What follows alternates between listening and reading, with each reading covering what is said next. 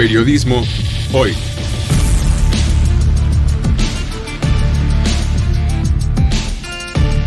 Avatares, riesgos y transformaciones del oficio de informar.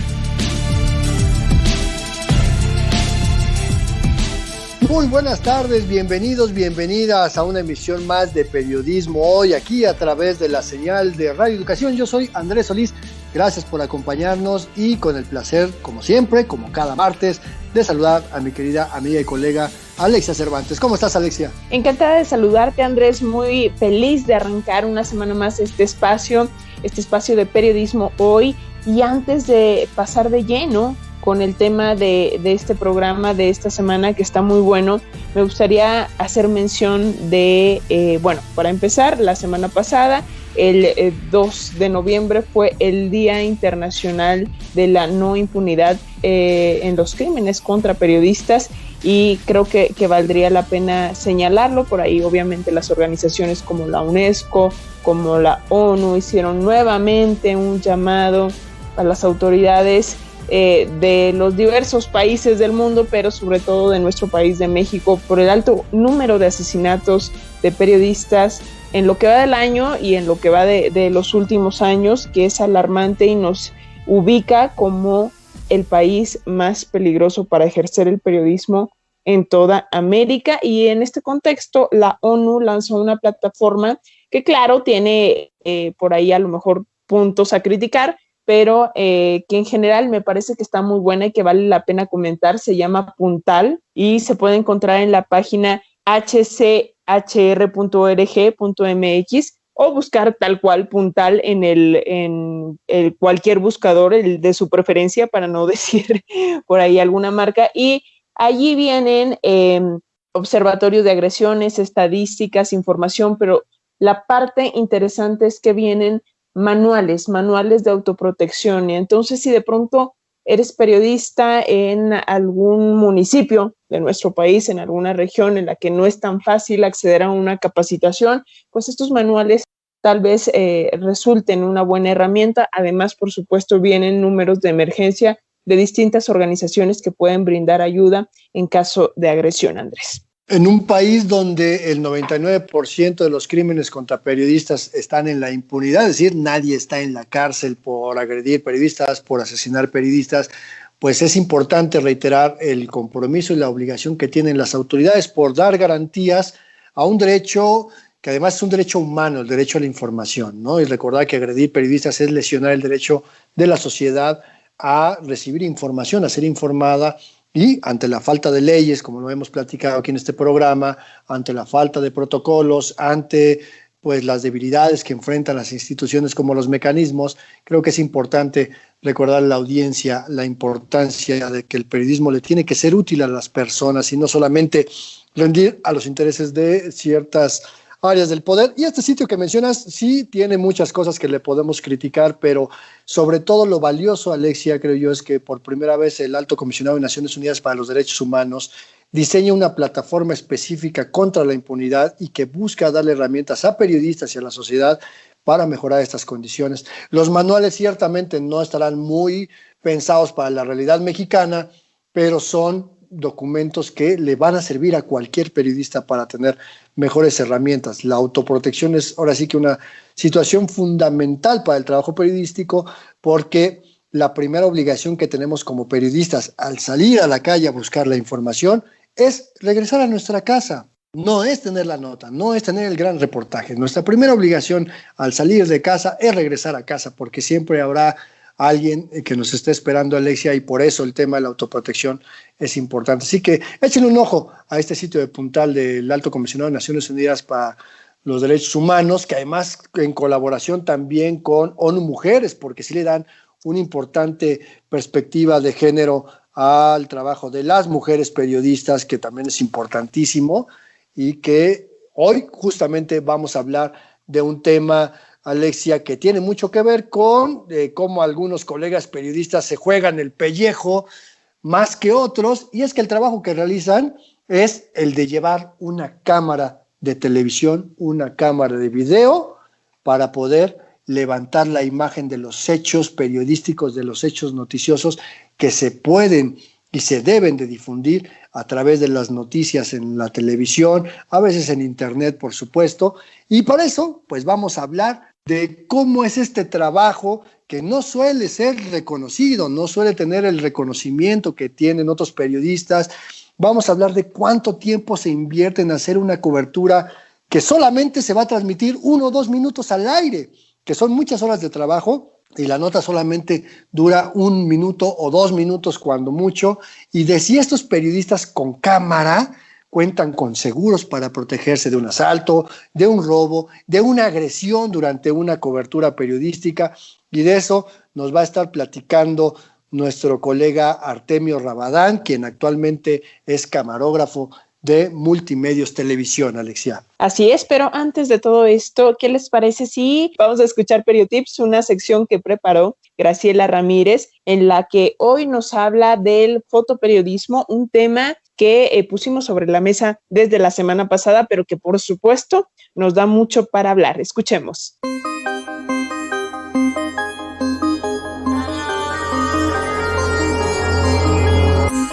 Periotips. La inclusión de la fotografía en la prensa escrita comenzó a finales del siglo XIX y se desarrolló con tanto éxito que se convirtió en parte imprescindible del discurso periodístico. Ya para mediados del siglo XX fue adquiriendo mayor relevancia e independencia, dando lugar al surgimiento del fotoperiodismo. Haciendo una revisión histórica, encontramos que el primer periódico en utilizar la fotografía para ilustrar una noticia fue el diario neoyorquino Daily Graphic en 1880, un diario que era completamente ilustrado con fotografías y dibujos. La mayoría de los periódicos consideraban a la fotografía de prensa como algo complementario a la información, que tenía el fin de ilustrar y atraer la atención del público. Pero la fotografía de prensa se fue desarrollando y asumiendo mayor independencia como un lenguaje propio, capaz de narrar un hecho con solo imágenes o con solo textos breves o pies de foto donde la fotografía tenía el rol principal.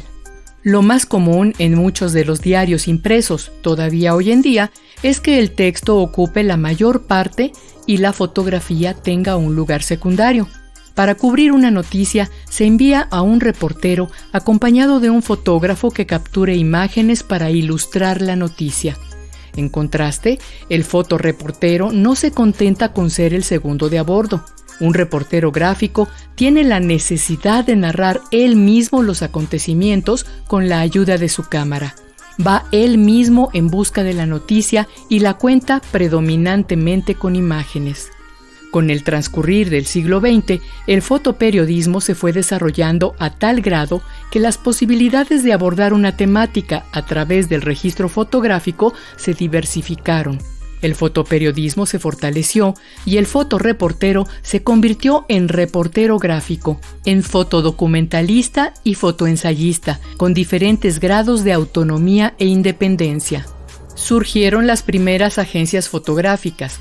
Según registros, la primera fue la agencia Magnum, fundada en 1947, la cual agrupó a fotoperiodistas que se desempeñaban libremente y vendían sus fotos a los diarios que las requerían, logrando así hacerse dueños de su propio trabajo al conservar sus negativos y sus derechos de autor. La figura del fotoperiodista se fue perfilando como la de un apasionado que va a la caza de la verdad en los escenarios más adversos. Con gran compromiso y valentía, los fotoreporteros incursionaron en las guerras mundiales, la guerra de Vietnam, la Guerra Civil Española, entre otros conflictos bélicos y desastres naturales. Esto dio lugar a la revaloración del fotoperiodismo y al surgimiento de creadores con un estilo propio y propuestas discursivas sólidas que fueron creando obra, frecuentemente con imágenes que conmovían y generaban conciencia. Por supuesto, otros temas inspiraron a fotoreporteros que se concentraron, por ejemplo, en los deportes, en espectáculos, fiestas populares y movimientos sociales. En su trabajo, el fotoreportero se basa en los géneros informativos que utiliza el periodismo, tales como la entrevista, la crónica, el reportaje y el documental, de lo cual surgieron las categorías de fotonoticia, fotoreportaje, gran reportaje fotográfico, ensayo fotoperiodístico, retrato fotoperiodístico y columna fotoperiodística, que son reconocidas en el mundo por asociaciones, escuelas de periodismo y premios especialmente dedicados al fotoperiodismo. Uno de los premios más prestigiados y de alcance internacional es el World Press Photo, el cual se realiza anualmente desde 1955. En México, el fotoperiodismo se expandió a partir de mediados de los años 70 en publicaciones que innovaron dando mayor espacio a la fotografía periodística. Nos referimos a la revista Proceso, el diario 1+1 y a la revista Mira, esta última fundada por el periodista Miguel Ángel Granados Chapa y el fotógrafo Pedro Valtierra en los años 90, y actualmente existe la revista Cuarto Oscuro, que aún se edita en papel. El fotoperiodismo es un género entrañable que llega a sacudir la conciencia, a inspirar el alma a partir de un narrador visual que es capaz de interrogar, captar la esencia y dejar una huella emocional en su público, que guardará la imagen como parte del momento histórico que le tocó vivir. Los fotoperiodistas son periodistas que usan una cámara, por lo tanto deben seguir técnicas propias de los reporteros, entre ellas investigar, entrevistar, conocer el contexto y expresarlo con imágenes. Como público, es igualmente importante aprender a leer la fotografía, a decodificar los elementos que la componen, a encontrar el mensaje y captar la emoción inherente, para interpretar el mensaje sin palabras que nos transmite la fotografía periodística. Le invitamos a conocer más sobre el tema en las páginas que le compartimos en nuestras redes sociales.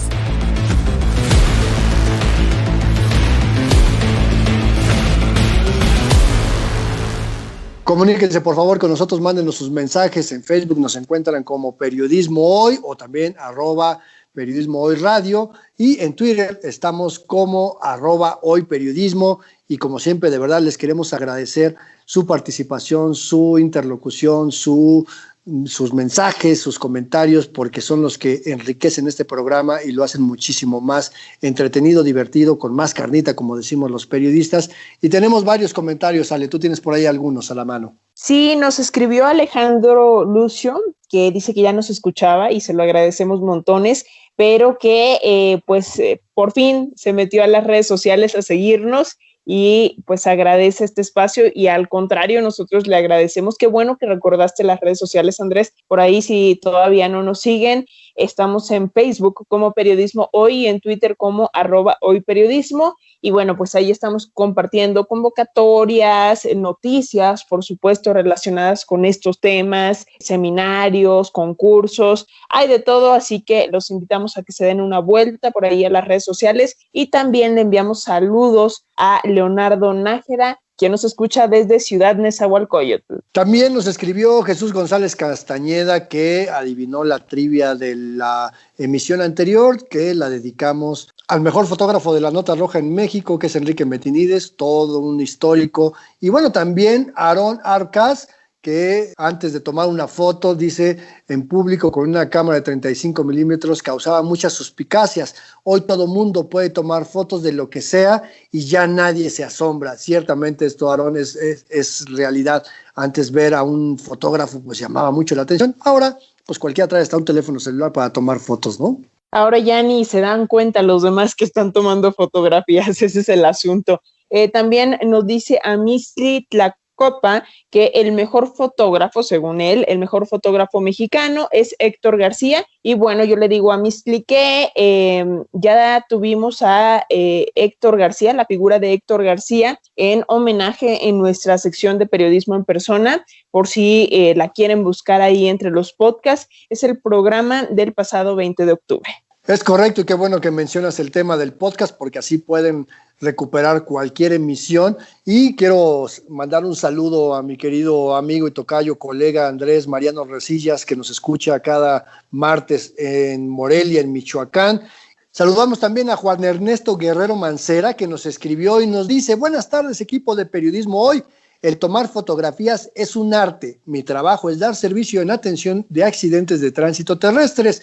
Durante muchos años tuve que tomar fotografías de vehículos destrozados y a personas muy lesionadas. Esta labor es muy desagradable, pero estaba obligado a demostrar los hechos. Nuestro apoyo al personal de Radio Educación en su requerimiento de mayor presupuesto. Muchas gracias, Juan Ernesto. Sí, esta es una discusión que ya les estaremos platicando cómo va para el futuro de nuestra emisora Radio Educación. Pero mientras, pues les queremos recordar que está disponible en nuestro podcast. Lo encuentran en la página de Radio Educación, www.medioradio.edu.mx. Ahí entran a la sección de podcast, encuentran el podcast de Periodismo Hoy y ahí están todas las emisiones desde la número 1 hasta la más reciente, y por supuesto que a partir de este miércoles estará disponible la emisión que estamos teniendo en este momento. Recuerden que también lo pueden descargar a través de aplicaciones móviles y lo pueden compartir en todas sus redes sociodigitales, pues para que el discurso, el mensaje, la plática, la charla amena que tenemos en Periodismo Hoy, pues pueda compartirse con la mayor cantidad de personas. Pero vamos a seguir con el programa, si te parece, mi querida Alexia Cervantes. Sin duda, Andrés, vamos a dar las primeras pistas de periodismo en persona del día de hoy. Debo decir que las pistas vamos a intentar darlas un poquito más fáciles, por decirlo de alguna manera, porque ya varios radioescuchas nos han comentado que se las ponemos difícil, y pues tampoco se trata de estresarnos, sino de pues participar en este ejercicio, de ir atando cabos y reconocer a figuras importantes en el periodismo mexicano. Y hoy se trata de un periodista que de formación era abogado, pero que comenzó a trabajar en Excelsior, un periódico que fundó su padre, el padre de este personaje del día de hoy, que posteriormente fue expulsado de este periódico en el golpe de 1976, que recordemos, orquestado por Luis Echeverría, y sin embargo, después del golpe no siguió a Julio Scherer y al grupo de periodistas que posteriormente fundaron la revista Proceso. Él se fue por otro lado y creo que con esa pista pues podemos arrancar. Es una muy buena pista y creo que nos da información útil para tratar de descubrir de quién se trata. Y si saben de quién se trata, pues estamos esperando sus mensajes en lo que escuchamos esta primera parte de nuestra charla con Artemio Rabadán, con quien platicamos sobre el trabajo del ser periodista y camarógrafo de televisión. ¿Cómo es este trabajo? ¿Cuáles son los retos que enfrentan en materia de seguridad, en el ámbito tecnológico? ¿Cómo han cambiado las coberturas cuando hablamos de la evolución tecnológica de las cámaras de televisión? Vamos a escuchar.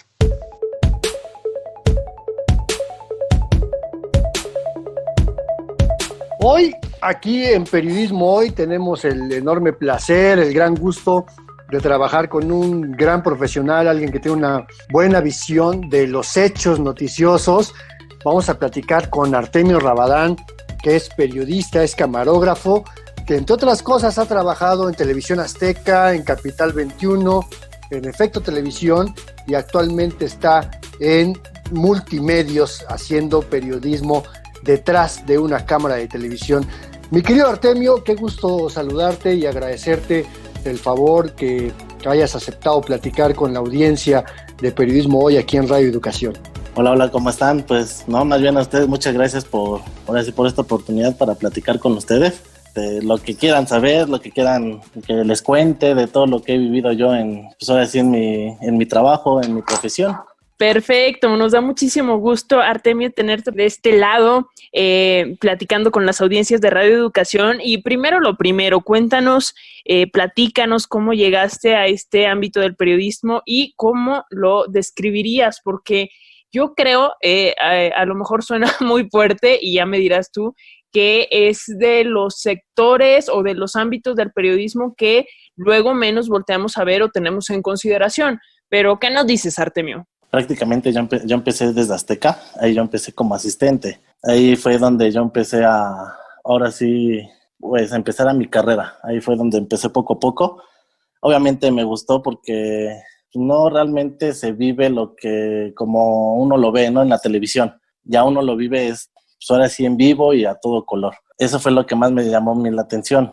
Obviamente de ahí fui escalando para poder ser yo, pues ahora sí, camarógrafo. Déjame platicarte, Alexia, y platicarle a la audiencia que yo conocí a Artemio cuando estaba yo trabajando en Efecto TV. Él ya estaba ahí como camarógrafo y nos tocó trabajar, pues, algunos reportajes de investigación que yo hacía, trabajar con él y sobre todo una cobertura muy intensa que tuvimos durante, después del terremoto de septiembre de 2017, y algo que notaba mucho y que era algo que preguntabas tú, Alexia, ¿por qué de repente menospreciamos a los camarógrafos y los vemos como si no fueran periodistas? ¿Tú cómo ves esta parte, Artemio? ¿Por qué de repente hay quienes creen, sobre todo algunos reporteros, que el camarógrafo es más como su asistente y no un periodista que tiene una visión de los hechos y que tiene que registrarlos con una cámara? Pues la verdad, a lo mejor no menosprecian al camarógrafo, porque realmente, pues tú lo has dicho, ¿no, amigo? Nosotros somos los que damos la imagen, somos los que estamos dando la visión prácticamente para todos los televidentes. Bueno, de mi parte a mí no me ha tocado ningún reportero, gracias a Dios, un reportero que sea muy, como tú lo dices, ¿no? O sea, prepotente o que nos tomen como asistentes. Obviamente yo con los que he trabajado han sido muy profesionales, pero aún así, sí hay unos que sí nos menosprecian porque obviamente a lo mejor ellos al dar nada más la pura información y los que están a cuadro piensan que son más importantes. Eso es lo que yo creo que algunos lo ven así, ¿no? O sea, yo por salir a cuadro, yo soy más importante que tú. Obviamente ahí se equivocan porque nosotros somos los que estamos dando la imagen. Nosotros somos lo que le estamos enseñando obviamente al televidente lo que está pasando. Nada más lo que hace el reportero obviamente nada más es dar la información y obviamente dar los datos de lo que está pasando. Oye, Artemio, ¿y podrías relatarnos cómo empieza y se desarrolla pues una cobertura cuando tienes que a lo mejor desplazarte a un lugar? Ahorita, previo a esta grabación, platicábamos que pues realmente no hemos parado, que la información en momentos como este de pandemia, de crisis, que algunos consideran, pues lo más que se necesita es información y básicamente no hemos tenido chance de vacaciones o de descansar. Y me contabas que habías estado trabajando incluso pues con familias de personas contagiadas de COVID. Ahorita vamos a hablar a lo mejor de la parte de los riesgos que implica, pero quisieras comentarnos cómo comienza una cobertura, cómo se desarrolla, desde que te llaman, te tienes que desplazar, ¿cómo está? Nosotros cuando empezamos ya a empezar a hacer una cobertura, obviamente nosotros como camarógrafos pues, nos tenemos que llegar una hora antes a lo que es al canal y de ahí para empezar a preparar el equipo. Obviamente pedir lo que es la cámara, la microfonía, la iluminación, incluso hasta el carro también. De ahí es ponernos de acuerdo con el reportero para ver a qué lugares o a dónde nos vamos a empezar a desplazar. Incluso ya los reporteros, ellos ya tienen una bitácora en dónde vamos a ir, dónde vamos a estar, a qué hospital vamos a ir, o a qué casa vamos a ir, o a qué delegación vamos a estar yendo. Ya eso es lo que implica para nosotros. Cada orden es llegar una hora antes, pedir equipo, y ya ahora sí la dirección a donde tenemos que desplazarnos. Oye, fíjate que mencionas algo muy interesante, Artemio, porque efectivamente el trabajo de la cámara es llegar antes a todos lados y sobre todo el trabajo no termina cuando termina un evento, ¿no? El reportero, la reportera, pues redacta la nota, manda, hace un guión y ya califica el material, pero la cámara tiene que ir al canal de nuevo, entregar los materiales, descargar ahí los videos para después la edición y postproducción. Ese es un trabajo un poquito más largo. Pero también en el programa anterior hablábamos con Luis Jorge Gallegos, que nos hablaba sobre fotoperiodismo, y aquí pues no es muy diferente tener una cámara de foto a una cámara de video en términos de riesgo, Artemio, porque de repente pues el camarógrafo, el fotógrafo tiene que estar más cerca de los hechos y entonces arriesgan un poco más el pellejo, ¿no? Exactamente. Bueno, yo lo veo que en cuestión de todos los hechos, bueno, no es por tampoco despreciar a los compañeros fotógrafos, perdón, que obviamente ellos sí tienen, bueno, ellos yo siento que a veces en un evento, veámoslo, no sé, en una marcha, ¿no? Ya sabes que luego también ahorita con lo que ha estado pasando con las feministas y que obviamente vas a las marchas, el que te pegan, el que que te están correteando. Yo siento que a veces es un poquito más fácil para el fotógrafo porque ellos sí pueden echarse a correr. Obviamente hay veces que el cámara sí puede, pero también tiene que ver la manera de no perder la imagen. O sea, eso es lo que también nosotros, bueno, mucha gente no lo ve así, que incluso obviamente también nos han aventado piedras, incluso nosotros luego no nos damos cuenta porque obviamente no tenemos una visión, solamente tenemos la visión nada más de enfrente y casi por los lados no la tenemos, y menos por las espaldas. Oye, cuéntanos si tienen seguridad, por ejemplo, si están asegurados ante el robo de la cámara. Bueno, pues se vuelven un blanco fácil, a lo mejor para los delincuentes, si pues andan obviamente en la calle con la cámara, o si tienen seguros contra accidentes, no sé si van en el caso de que vayan en una motocicleta, por ejemplo, o esto que mencionas, ¿no? Que luego te avientan una piedra o en medio de la manifestación se sale de control la situación y pues les toca golpe. ¿Tienen seguridad, Artemio? Sí, bueno, por parte de mi canal sí. O sea, sí tenemos, bueno, está asegurado el equipo. Obviamente también nosotros ahora sí como persona también tenemos un seguro.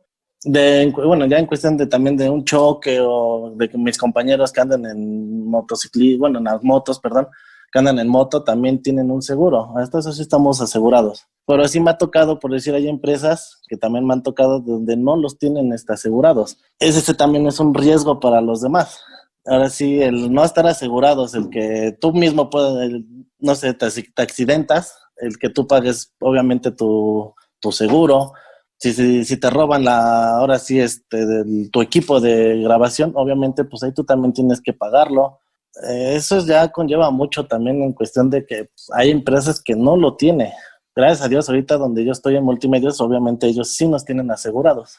Oye, mi querido Artemio, hay una parte que de repente hemos estado aquí comentando muy sobremanera, pero yo quisiera que le platicaras a la audiencia que no es periodista, porque mucho de nuestro público no es necesariamente periodista, y que tratamos de ayudarle a entender el trabajo de quienes hacemos periodismo. ¿Qué es lo que necesita un camarógrafo, una camarógrafa, retratar? ¿Qué es lo que tiene que tomar? ¿Cuáles son las imágenes que tienen valor periodístico desde tu óptica y tu experiencia? Bueno, de mi opinión, obviamente yo cuando voy por decir, a un evento o a una marcha, obviamente yo ya voy pensando, ya voy imaginándome yo lo que es mi trabajo, ¿no? Obviamente lo más importante es grabar todos los hechos, todo lo que está pasando, en cuestión si lo quieres ver, no sé, ahorita con lo de la pandemia, ¿no? Las entrevistas que hacemos, el llegar, el entrevistar por decir, al familiar, a hacer los aspectos en cuestión de que cómo les toman temperatura, les echan el gel, de cómo hablan ahorita con esta modalidad que luego pueden hablar con los familiares en cuestión por la vía telefónica, bueno, que lo que es por vía Skype. O sea, todas esas imágenes ya uno ya lo debe de ir pensando, tanto como por decir también con las marchas, ¿no? ¿Qué es lo que está pasando? A ver cómo van las mujeres, qué es lo que están haciendo, cuando empiezan a agredir a otro compañero, o cuando están agrediendo a los policías por decir, a las feministas. O sea, todas esas imágenes es a uno lo que les tienen que enseñar, lo que tiene que grabar, lo que tiene que demostrar realmente lo que está pasando en ese momento. Sí, claro que sí, por supuesto. O sea, tener a fin de cuentas, Artemio, el ojo entrenado para decir, ahora sí, esto es lo importante y sobre todo cuando son transmisiones en vivo, me imagino yo. Y de allí me gustaría que también habláramos de la responsabilidad, ¿no? De cuando decides qué sale a cuadro y qué no. A fin de cuentas hay toda una implicación y un peso sobre los hombros de qué es lo que va a ver la gente en sus pantallas o qué es lo que no va a ver, ¿no? También luego suelen darse los montajes, digo, en estos días que ha estado muy sobre la mesa el tema del montaje del caso Cáceres Vallarta, ¿no? Por ejemplo. Ajá, también hay una responsabilidad de los periodistas con cámara en ese sentido. ¿Cómo lo ves? Sí, es una responsabilidad porque también hay que ver, obviamente también el reportero es el que decide, ¿no? O sea, qué imagen va a salir y qué no. Obviamente nosotros grabamos todo, pero ya llega también la responsabilidad de uno, por decir, del reportero, ver realmente qué imagen va a salir. A mí me han tocado también lo que fueron las nocturnas, obviamente de estar en los accidentes, en lo que pasa día a día toda la noche. Obviamente uno graba pues los accidentes fuertes, los heridos o hasta los muertos. Obviamente ya ahí el reportero sabrá qué realmente es lo que le voy a dar. Incluso yo le puedo dar todas las tomas que yo pueda darle, pero obviamente el reportero ya va a decidir qué es lo que va a tomar y qué es lo que va a agarrar de esas imágenes.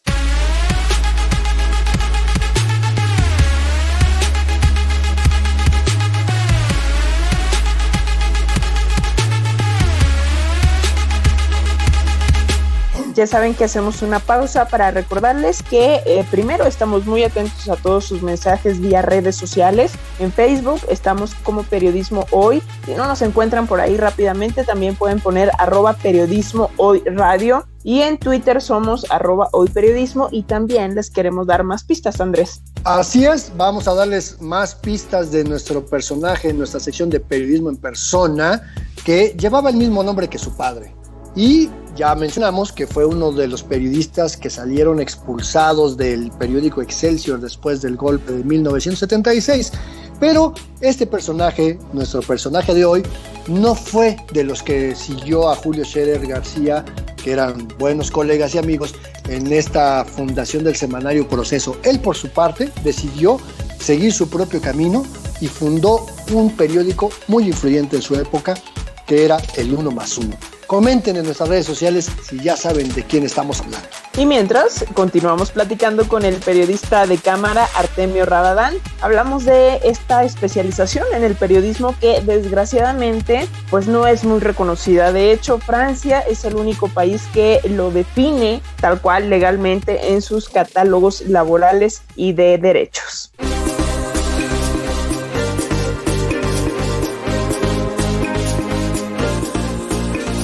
Estamos hablando con Artemio Rabadán, camarógrafo, periodista con mucha trayectoria ya en medios televisivos, ha trabajado en TV Azteca, en Efecto TV, Capital 21, actualmente en Multimedios. Y decías, Artemio, algo muy interesante. El cámara tiene que tener el ojo avisor para grabar todo lo que tiene valor periodístico, valor noticioso, y darle las opciones al reportero, a la reportera, para que tenga pues de ahí material suficiente para construir su historia, su noticia, ¿no? Pero evidentemente el reportero de televisión, la reportera de tele, no podría hacer mucho si no tiene la imagen del camarógrafo, la camarógrafa. Y entonces yo te preguntaría, ¿y qué pasa? Porque sé que ha pasado, cuando de repente el reportero o la reportera te dice, ¿tienes ese byte? ¿Tienes esa declaración? Y tú le dices, sí, se acabó la tarjeta, no lo grabé. ¿Cómo resolver algo cuando tienes una crisis como esta? Bueno, la verdad, sí ya me pasó una vez. Y mira, gracias a Dios tenemos compañeros, porque hasta con los mismos compañeros de otras televisoras o los que están ahí con nosotros, a veces nos apoyamos entre nosotros. Obviamente ya entre reporteros o camarógrafos nos apoyamos. A lo mejor yo no tuve ese byte, a lo mejor mi otro compañero sí lo tiene, entonces entre nosotros a veces nos vamos pasando así como que el material. Esa es la manera de a veces de resolverlo con los demás compañeros. Digo, ya si uno está solo, la verdad es muy difícil que uno pueda recuperar ese material, ¿no? Entonces, si hay más compañeros, entre compañeros nos podemos apoyar, pero si no, ya es muy difícil que uno pueda recuperar ese material si no lo tiene. La importancia de trabajar en equipo, ¿cómo no?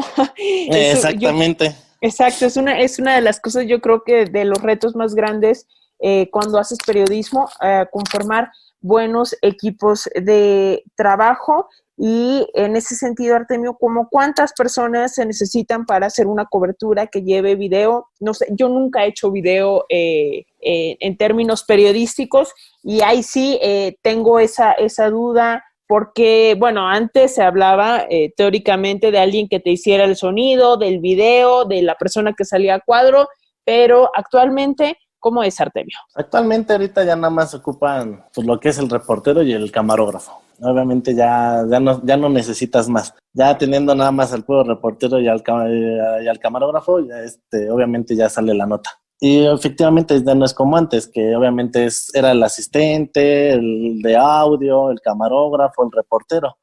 Ya después ya nada más era el asistente, el reportero y el camarógrafo. Ahora ya por lo regular ya muchas empresas ya no lo hacen así, ya nada más es el camarógrafo y el puro reportero. Y a veces ya nada más el puro reportero le dicen grabas con el celular y listo. Ah, no, sí, pero ahí sí yo te podría decir una cosa. Mira, sí, también nada más mandan al puro reportero con puro celular, pero a mi punto de vista yo creo que no es lo mismo a que vayas con tu puro celular a que vayas con una cámara profesional. No, claro, claro, pero hay una parte que, como tú bien lo dices, pues una cámara profesional pues tiene otra calidad de imagen, otra calidad de audio que un teléfono no va a resolver, porque pues, aun y cuando tengamos teléfonos cada vez con mayor tecnología, ¿no? Pero platícale un poquito a la audiencia, Artemio, la diferencia entre una cobertura periodística que después se puede postproducir en el estudio de televisión a cuando es una cobertura en vivo. ¿Qué se requiere de diferente cuando es en vivo? Bueno, aquí ya cuando hacemos, por decir, en vivos, bueno, de mi parte, que yo soy camarógrafo portátil, que yo por lo regular siempre estoy en la calle, para hacer enlaces, que se le dice enlaces en vivo, obviamente ya llevamos lo que se llama un live view. Ya con eso, ya nosotros lo que hace es subir señal, y obviamente ya cuando uno sube la señal, lo capta, por decir, los satélites, e incluso ya lo manda directo al canal. Obviamente el live view tiene unas tarjetas, que son como tarjetas telefónicas. Entonces son varias tarjetas. Entonces uno sube señal, incluso ya después lo que es el canal nos recibe lo que es la señal. Incluso ya desde el canal ya nos empiezan a monitorear todo lo que estamos grabando en vivo o todo lo que se está haciendo directamente en vivo desde el lugar donde estamos. Oye, a mí sí me quedé con esta duda, lo que estabas platicando, Semio, de este tema de qué tanto ha cambiado con la llegada de pues nuevos aparatos móviles, con el celular. Lo que decía Andrés, que bueno, ahora muchos reporteros le dicen, te grabas en modo selfie, literal. ¿Qué tanto ha cambiado y cuáles son los pros y los contra? Porque yo sí soy más team celular, pero tú como camarógrafo, ¿qué nos dirías? Pues bueno, también ya hay una aplicación de un live view que incluso lo bajas en tu teléfono. Incluso eso también lo bajas y directamente te lo puede captar lo que es el canal. Pero bueno, a lo que voy entonces, sí cambia y diferencia mucho en cuestión de grabar tanto con tu celular con una cámara profesional. Obviamente con una cámara tienes más calidad, tienes calidad de imagen, tienes mejor audio. Incluso en el teléfono podrías tener la imagen, pero incluso de acercamientos, no sé, a lo mejor no te puedes acercar más a la persona. Obviamente lo que utilizas es lo que se llama el zoom. Obviamente sí lo tiene el teléfono, pero el teléfono lo que va a pasar es que se te va como a granular la imagen, incluso con la cámara profesional no. El audio, hay veces que luego también el audio, aquí lo que puedes regular en la cámara profesional, puedes regular el audio, que no se te reviente. Incluso con el teléfono se te puede llegar y no puedes regular lo que son los audios. Incluso se te pueden reventar el audio también. Incluso ya la calidad del audio ya también sería muy diferente a lo que es una cámara. Pero eso sí, la calidad de un teléfono, una profesional, para grabar o hacer una marcha, pues yo prefiero mejor una cámara profesional que el celular.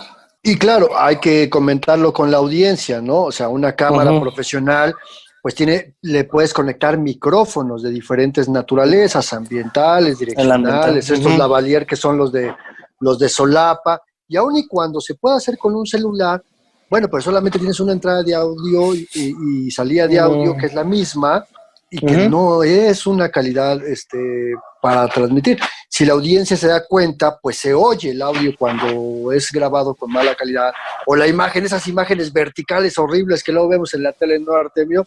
Cuando la pantalla es horizontal.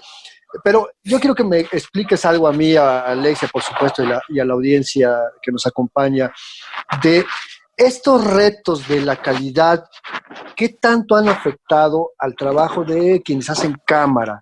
Porque de repente pues también dicen, pues ya no necesitamos camarógrafos porque hay reporteros con celulares, hay reporteros multimedia. ¿Qué tanto ha afectado el mercado profesional de los camarógrafos, las camarógrafas de la televisión en nuestro país, Artemio?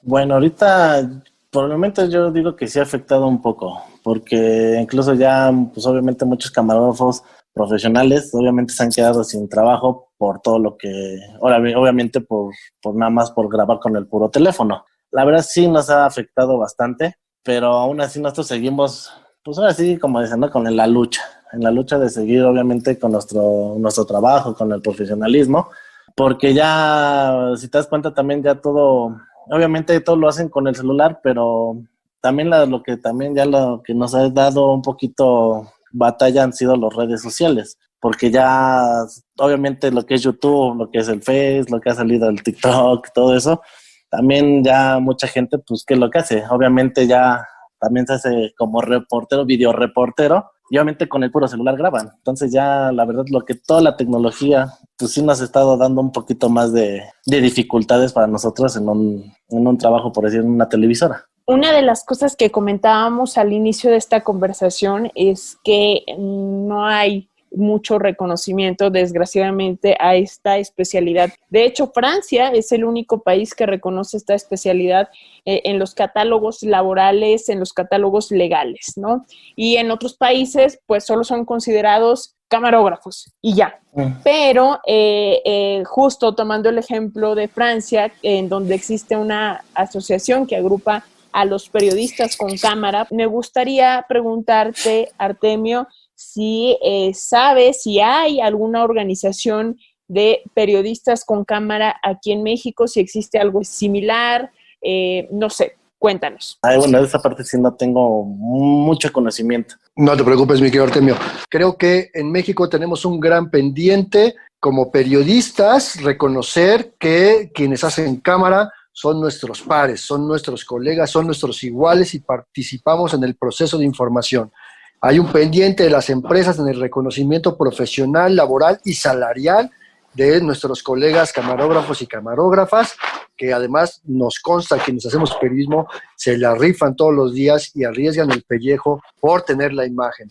Artemio Rabadán, qué placer poder platicar contigo. Gracias por haber estado aquí en Periodismo Hoy, de platicar con la audiencia de Radio Educación. Esperamos que podamos poder platicar contigo en otro momento y ojalá pueda ser en la cabina José Vasconcelos de Radio Educación. No, pues muchas gracias a ustedes por esta oportunidad y de platicar con ustedes.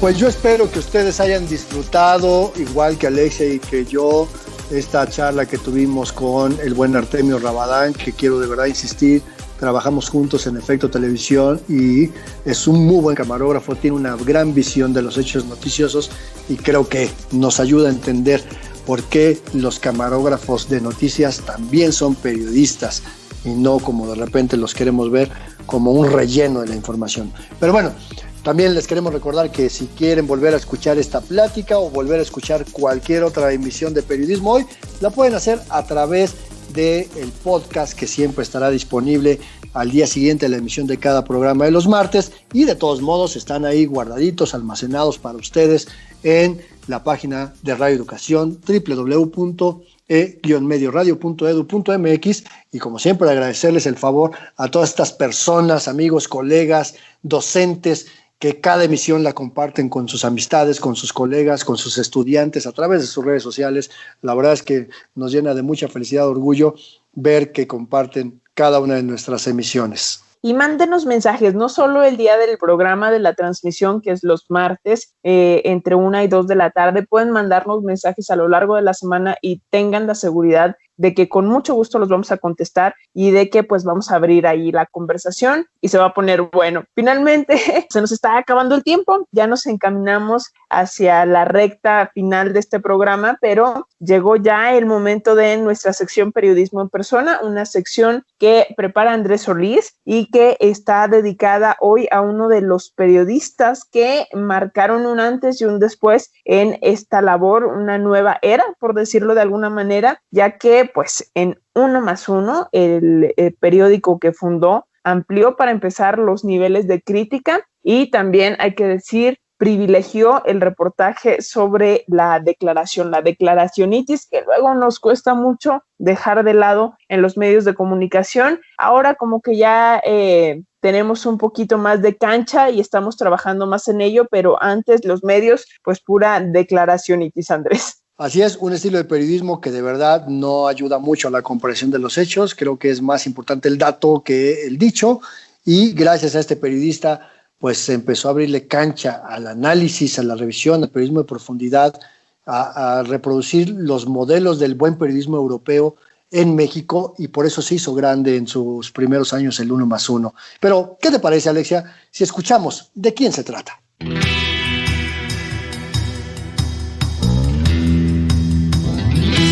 Periodismo en persona. Hoy dedicado a Manuel Becerra Acosta. Muchos nombres acompañaron a Julio Scherer García en su salida del periódico Excelsior por presiones del presidente Luis Echeverría en el verano de 1976. Algunos se fueron a fundar el semanario Proceso. Otros se fueron a crear el diario 1+1, encabezado por el reportero y ensayista Manuel Becerra Acosta.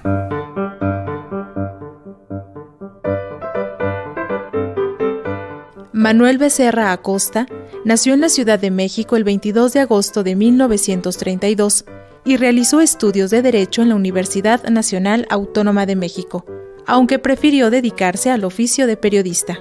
Optó por el periodismo porque su padre, también llamado Manuel Becerra, fue periodista y fundador del diario Excelsior, del cual fue director entre 1963 y 1967, y sus contemporáneos aseguran que nunca hubo preferencias. Becerra Acosta entró joven al periódico de la Vida Nacional.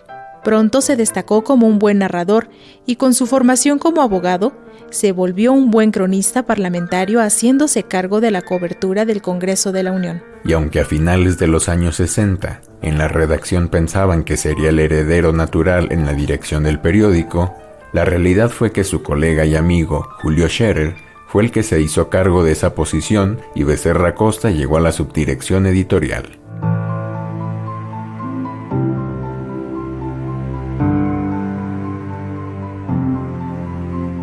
El 8 de julio de 1976, Manuel Becerra estuvo en el grupo de periodistas que fueron expulsados de Excelsior, tras el llamado golpe de Estado fraguado desde la presidencia de Luis Echeverría Álvarez. Pese a la cercanía con Scherer, Becerra Acosta no quiso sumarse al proyecto para crear el semanario Proceso, aunque eso tampoco significó una ruptura entre ambos colegas. Becerra Acosta tenía una visión más orientada al periodismo cultural, con una visión de izquierda, y su meta fue continuar en el diarismo, a través de las páginas del diario 1+1. 1+1 vio la luz en 1977. Y Becerra contó con el respaldo de Carlos Payán para esta aventura de tener el primer periódico de izquierda y del cual fue director hasta 1989. El nuevo periódico de la izquierda logró conjuntar a periodistas de trayectoria, pero también le abrió las puertas de su redacción a quienes apenas comenzaban su carrera, y esto forjó una nueva generación de periodistas. Este nuevo periodismo también impuso agenda en materia cultural y la visión de apertura de su director permitió que articulistas y analistas desconocidos o rechazados tuvieran un espacio en el periódico. Nombres como Luis González de Alba, exdirigente del movimiento estudiantil de 1968, que eran prohibidos en la prensa, encontraron espacio en el 1+1, lo mismo que personajes en pleno crecimiento intelectual como Héctor Aguilar Camín, Rolando Cordera y Adolfo Guili. La apuesta era difícil en tiempos de la censura, pero el periódico 1+1 se convirtió en el contrapeso del periodismo oficial y oficioso, y en el escaparate para los movimientos obreros, estudiantiles, el naciente movimiento urbano popular e incluso para articulistas perseguidos por las dictaduras militares de América Latina.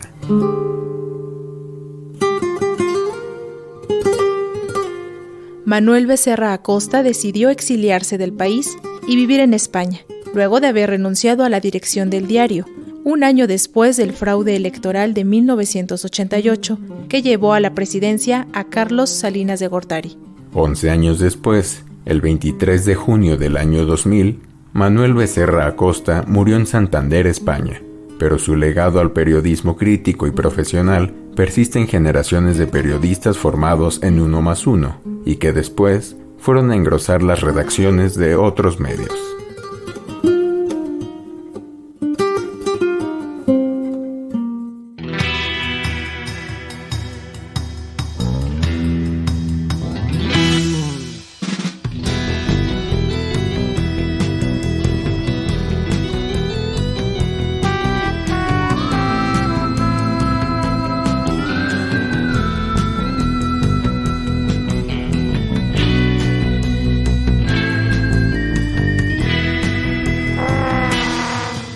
llegó el momento triste del día, ahora sí es hora de despedirnos. Muchísimas gracias por sintonizarnos en las distintas frecuencias de Radio Educación. Recuerden que tenemos una cita todos los martes despuesito de la 1 de la tarde y vamos a seguir platicando en todas nuestras redes sociodigitales. En Facebook somos Periodismo Hoy y en Twitter @hoyperiodismo, para que podamos ir platicando sobre esto que nos apasiona, que es el periodismo, pero que además es una herramienta de comunicación fundamental.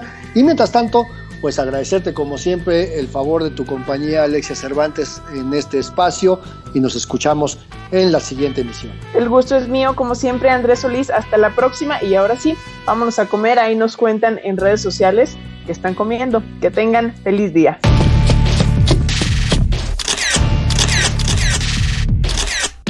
Periodismo Hoy. Periodismo es publicar lo que alguien no quiere que se sepa. Todo lo demás son relaciones públicas.